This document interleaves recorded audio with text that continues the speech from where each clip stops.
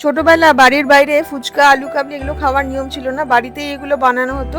বছরে একবার শীতকালে ফুচকাওয়ালার কাছে গিয়ে ফুচকা এবং আলুর দম খেতে পারো। সেদিনকে যত ইচ্ছা খাও, কেউ বারণ করবে না। পেট ভরলেও মন কিন্তু ভরতো না, তাই বছরের বাকি দিনগুলো সেই রকম আলুর দম খাওয়ার আবদার মেটাতে আমার বড় মা, বড় জেঠিমা সেই রকম আলুর দম বানানোর চেষ্টা করে। একদম হুবহু ফুচকাওয়ালার মতো আলুর দম শাল পাতায় সার্ভ করলে তো 10-এ 10। আজ সেই রেসিপিটাই শেয়ার করবো আপনাদের সাথে। হ্যালো, নমস্কার, welcome to eats by Madhulika, easy and tasty recipes by Madhulika. আমার রান্নাঘরে আপনাদের সকলকে স্বাগত। রান্নাটা শুরু করা যাক। আমি প্রথমেই একটা মাঝারি সাইজের টমেটো টুকরো করে কেটে নিয়েছি। আলুটা সিদ্ধ করে ছুলে রেখে দিয়েছি, ছোট আলু। একটা পেস্ট বানাতে হবে, তার জন্যে 2 ইঞ্চি দারচিনি আর 1/4 চা চামচ গোলমরিচ এইভাবে গুঁড়ো করে নেব। খুব মিহি গুঁড়ো না হলেও চলবে। দিয়ে দেবো 20 থেকে 25টা রসুনের কোয়া, একটা কাঁচা লঙ্কা কুচি করে। নুন দেবো স্বাদ মতো। রান্নায় যতখানি নুন লাগবে পুরো নুনটাই আমি দিয়ে দিলাম। নুনটা দিলে পেস্টটা বানাতে সুবিধা হবে। এটা হামানদিস্তায় বা শিলনোড়ায় বেটে নিলে খুব ভালো হয়, কিন্তু খুব মিহি বাটবেন না, এরকম একটু দানা দানা থাকবে যাতে সেটা মুখে পড়ে। মিক্সিতে বাটলে কিন্তু সেই স্বাদ বা টেক্সচার কোনোটাই আসবে না, সুতরাং আমি বলবো হামানদিস্তা বা শিলনোড়ায় বেটে নিতে। রান্নাটা শুরু করা যাক। আমি একটা কড়াইতে রান্নাটা করছি। প্রথমে নিয়ে নিচ্ছি 1/4 কাপ রিফাইন্ড অয়েল। আমি এখানে রাইস ব্র্যান অয়েল ইউজ করেছি। ছোট আলুটা আমি যে সিদ্ধ করেছি তার মধ্যে নুন দিইনি, এমনি সিদ্ধ করে রেখেছি। আমি বারবার নুন দিতে চাই না, যখন নুন দিই একবারেই নুন দিয়ে দিই, তাতে নুন কম বেশি হয় না, মানে নুন কটাও হয় না, নুন কমও হয় না। একবারে দিলে কিন্তু নুনটা কন্ট্রোল করা যায়। আলুটাকে এরকমভাবে একটুখানি লাল লাল করে ভেজে নিতে হবে, খুব লাল হবে না। দেখুন একটু একটু লাল হয়েছে। এরকমভাবে ভেজে আলুটা তুলে নিচ্ছি। বাকি যে তেলটা আছে তাতেই রান্না হবে, আমি এর থেকে বেশি তেল আর দেবো না। প্রথমেই ফোড়নে দিয়ে দেবো যে পেস্টটা বানিয়ে রেখেছি, রসুন, কাঁচা লঙ্কা, গোলমরিচ আর দারচিনি, সেটা ভেজে নেব। রসুন আর দারচিনি ভাজার গন্ধটা খুব সুন্দর, এবং এই গন্ধটা এই রান্নাটাকে অন্য আলুর দমে থেকে একদম আলাদা করে দেবে। দিয়ে দিলাম তেজপাতা। তেজপাতা দিয়েও মশলাটার সাথে একবার ভেজে নেব। নিচে কিন্তু লেগে যাচ্ছে, আলু যখন ভাজতে গেছি তখনই লেগে গেছে, চিন্তা করবেন না, এটা কিন্তু উঠে যাবে আস্তে আস্তে।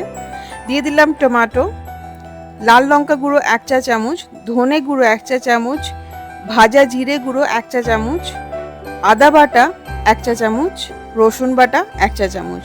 রসুন কিন্তু অনেকটাই পড়ছে এই রান্নায়। হামানদিস্তা ধুয়ে 1/2 কাপ মতো জল এর মধ্যে দিয়ে দেব। এটা দিয়েই কষাবো মশলাটাকে। মশলাটা কষাতে কষাতে দেখবেন নিচে যেটা লেগে গেছে সেটা উঠে আসছে।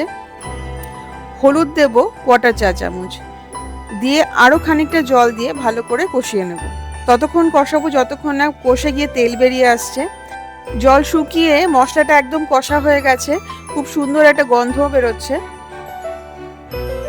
এইবারে দিয়ে দেবো সিদ্ধ করে ভেজে রাখা আলুগুলো, আর ওই বাটিটা ধুয়েই খানিকটা জল, 1/2 কাপ মতো জল ওই বাটিটা ধুয়ে দিলাম, কারণ ওই বাটিটার মধ্যে অনেকটা তেল লেগে আছে, সেই তেলটার জন্যেই ওই বাটিটা ধুয়ে জল দিলাম আমি।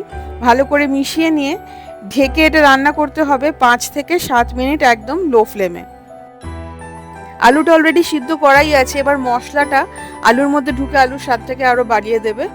1 চামচ ট্যামারিন্ড কনসেন্ট্রেট, মানে তেঁতুলের কনসেন্ট্রেট যেটা কিনতে পাওয়া যায়, আমি 1/4 কাপ জলে গুলে দিয়ে দিলাম।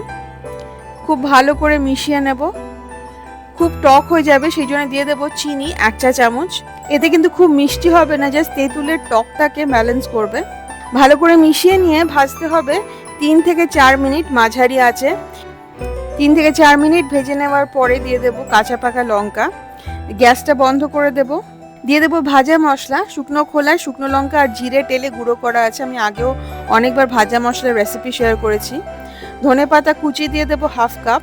খুব ভালো করে মিশিয়ে নিতে হবে, গ্যাস কিন্তু এখন বন্ধ। এই মশলাগুলো দিয়ে, ধনে পাতা দিয়ে, কাঁচা লঙ্কা দিয়ে খুব ভালো করে মিশিয়ে ঢেকে রেখে দিতে হবে। ফুচকাওয়ালার আলুর দম একদম রেডি টু সার্ভ। লুচি, পরোটা, রুটি সাথে সার্ভ করলে খুব ভালো লাগে খেতে, এমনি এমনি খেতেও ভীষণ ভালো লাগে। ফুচকাওয়ালার মতো সার্ভ করতে পারেন। সেই ক্ষেত্রে একটা তেঁতুল জল বানিয়ে নিতে হবে। তেঁতুলের কনসেন্ট্রেটের মধ্যে দিয়ে দিতে হবে বিট নুন, চিনি, ধনে গুঁড়ো, ধনে ভেজে গুঁড়ো করা আছে, ভাজা মশলা। চিনিটা গলে যাওয়া অবধি মিশিয়ে নিতে হবে। তৈরি হয়ে গেল তেঁতুল জল। সার্ভ করার সময় আলুর দমের ওপর ছড়িয়ে দিতে হবে এই তেঁতুল জল।